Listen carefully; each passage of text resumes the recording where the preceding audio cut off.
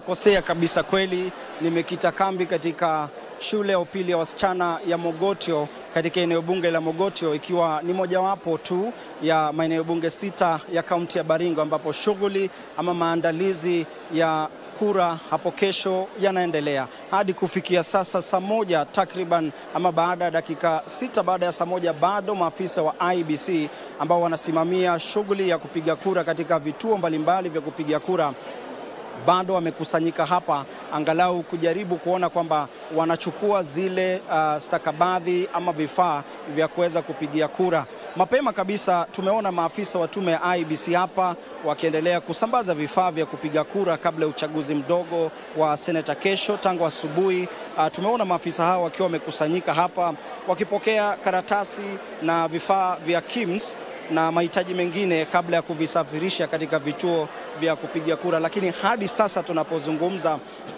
hakuna afisa mmoja ameondoka na vifaa vya kupigia kura hadi asubuhi. Hiyo inakueleza kwamba shughuli hapa bado inaenda kwa kiwango cha chini kabisa.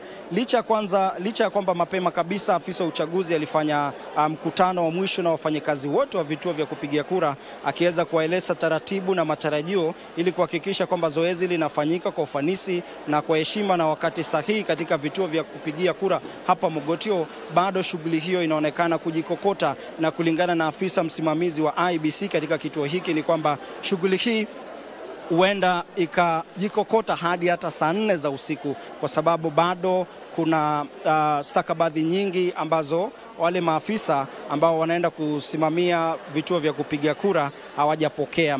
Katika kifurushi cha vifaa vya kupigia kura, ikiwa mpiga picha wangu anaweza kupiga tu, inaonekana kwamba inajumuisha mahitaji yote muhimu kwa ajili ya uchaguzi mdogo wa seneta kesho. Tunaona kwamba kila kituo kinapokea sanduku la kura la seneti pamoja na kifuniko chake. Sanduku yenyewe ni jeusi kwa rangi kwa ajili, na pia ina vifaa vyeti kama vile buti za kupigia kura.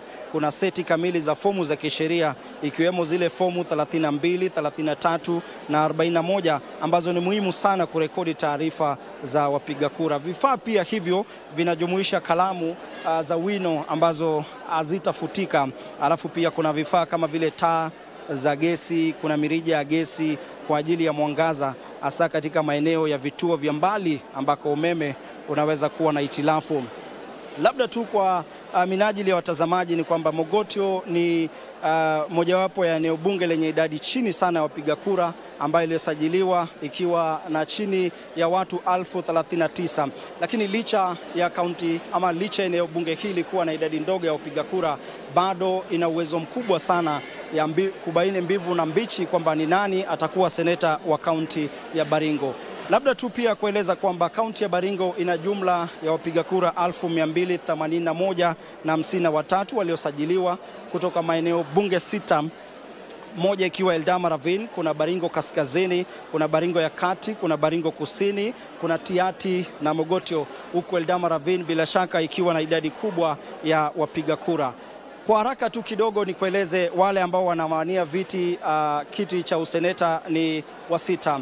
Wa kwanza ni Vincent Kiprono Chemitei wa chama cha UDA, kuna Samuel Letasio wa Kenya Moja Movement, alafu kuna David Kipruto wa Republican Liberty Party, alafu kuna Daniel Kipchirchir wa Umoja na Maendeleo, alafu kuna Shadrack Kiplawat wa Alliance for Real Change. Kwa hivyo ndivyo hali ilivyo sasa katika kaunti ya Baringo. Bado shughuli ya kusambaza vifaa vya kupiga kura inaendelea, na huenda hata ikaendelea hadi saa 4 za usiku. Kwa hivyo ni swala ambalo tutakuwa tunafuatilia kwa karibu na kupasha watazamaji wetu kuhusiana na mambo yanavyotukia hapa, na kuona kwamba wenyeji wa kaunti ya Baringo kesho asubuhi na mapema wamejitayarisha kabisa kuweza kujitokeza na kuweza kujua ni nani ambaye atakuwa seneta wa kaunti ya Baringo. Mimi sina la ziada. Kwa niaba ya wale wote waliofanikisha matangazo haya, kwako Gladys Mungai.